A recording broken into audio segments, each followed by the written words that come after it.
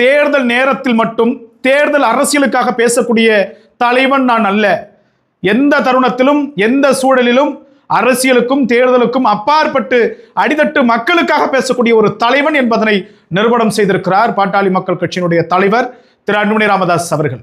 நேற்றைய தினம் பாரதத்தினுடைய பிரதமருக்கு ஒரு கடிதம் எழுதியிருக்கிறார் திரு அன்புமணி ராமதாஸ் அவர்கள். தமிழகத்தில் இருக்கக்கூடிய அரசியல் கட்சியினுடைய தலைவர்கள் எதிர்வரக்கூடிய ரிசல்ட்டுக்காக வெயிட் பண்ணிட்டு இருக்கிறாங்க. அடுத்தடுத்து வேற என்ன பண்ணலான்னு பார்த்துட்டு இருக்கிறாங்க, தேர்தலுக்காகவும் அரசியலுக்காகவும். ஆனால் தேர்தலை சந்திச்சிட்டோம், ரிசல்ட் வரபோது பார்த்துக்கலாம். அதற்கு முன்பாக வாக்களிக்கக்கூடிய மக்கள் உயிரோடு இருக்க வேண்டும் சொல்லிட்டு பாதிக்கப்படக்கூடாதுன்னு சொல்லிட்டு ஒரு கடிதத்தை தன் கைப்பட எழுதியிருக்கிறாரு திரு அன்புமணி ராமதாஸ் அவர்கள். என்ன அப்படின்னாக்க, இந்தியாவில் இருக்கக்கூடிய 28 மாநிலங்களிலும் மிகப்பெரிய ஒரு பேர் அழிவை புகையிலை பழக்கம் உருவாக்கி இருக்கிறது, உருவெடுத்திருக்கிறது. 26.7 கோடி மக்கள், அதாவது 5 குடிமக்களில் ஒருவர் புகைப்பழக்கம் கொண்டவராக இருக்கிறார், புகைப்பழக்கத்தால் பாதிக்கப்பட்டவராக இருக்கிறார்.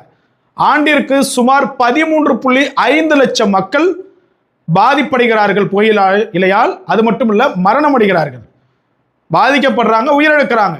இப்படியாக இருக்கக்கூடிய சூழலில் 2009 மத்திய சுகாதாரத்துறை அமைச்சராக நான் இருந்தபோது பல்வேறு நடவடிக்கைகளை மேற்கொண்டேன். அதற்கு பின்பாக பெருமளவுல ஒரு விழிப்புணர்வு மக்கள்கிட்ட இல்லாமல் போயிடுச்சு.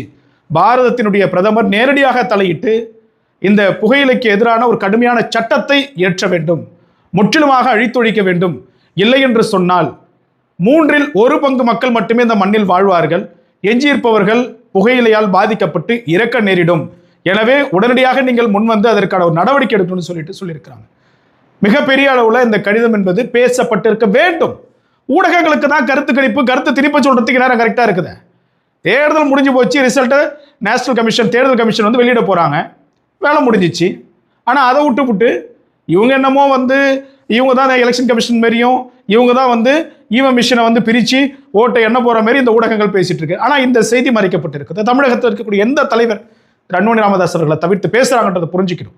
ஆகையினால் தான் காணொலியினுடைய தொடக்கத்திலேயே சொன்ன, தேர்தல் அரசியலுக்கான தலைவர் கிடையாது, இந்த மண்ணுக்கான மக்களுக்கான தலைவர் திரு அன்புமணி ராமதாஸ் அவர்கள். பாரத பிரதமர் அவர்கள் திரு அன்புமணி ராமதாஸ் அவர்கள் கடிதத்தில் குறிப்பிட்டிருக்கக்கூடிய விடயங்களை முழுமையாக உள்வாங்கி உடனடியாக இந்த பெரும் போதை பழக்கத்திலிருந்து மக்களை மீட்டெடுக்கவும் புகையிலை முற்றிலுமாக தடுக்கவும் வழிவகை ஏற்படுத்த வேண்டும் என்று கேட்டுக்கொள்கின்றோம்.